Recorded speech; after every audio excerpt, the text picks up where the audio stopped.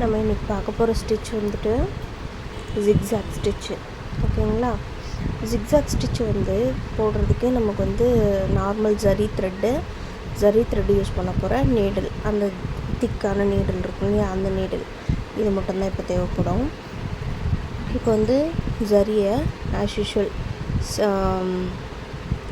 Chain stitch போடுவோம் இல்லைங்களா, அதே மாதிரி உள்ளேருந்து வெளியே எடுத்துகிட்டு க்ராஸாக ஏதாவது ஒரு சைடில் க்ராஸாக எடுத்து ஒரு சின்ன செயின் போட்டுக்கோங்க.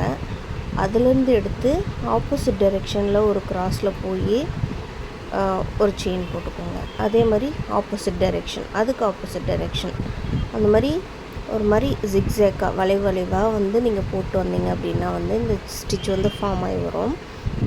வீடியோவில் நல்லா கரெக்டாக பாருங்கள்.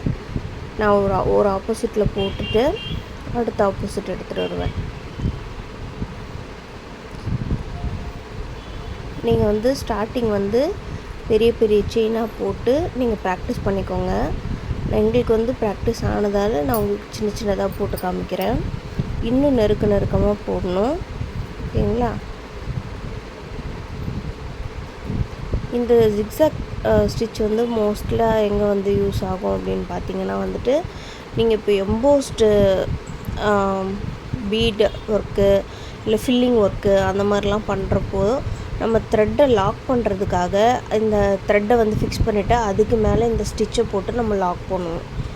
அப்படி பண்ணும்போது நமக்கு வந்து இந்த ஸ்டிச் வந்து நல்லா க்ரிப்பாக பிடிச்சிக்கும் அந்த த்ரெட்டை. ஸோ நமக்கு அந்த ஃபில்லிங்லாம் வந்து சூப்பராக வரும். அதே மாதிரி அட்வான்ஸ் லெவலில் வந்து கட் ஒர்க்லாம் பண்ணும்போது இந்த ஜிக்ஸாக் வந்து ரொம்ப நல்லாவே யூஸ் ஆகும்.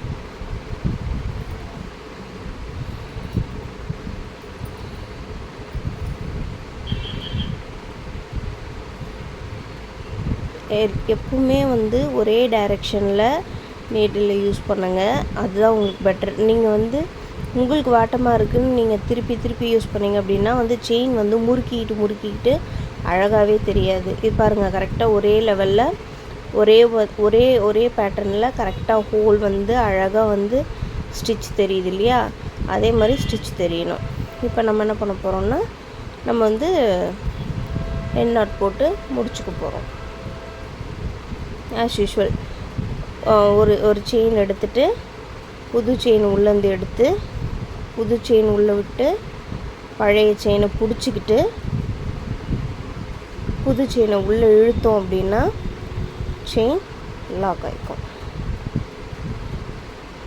ஓகேங்களா? தேங்க்ஸ் ஃபார் வாட்சிங்.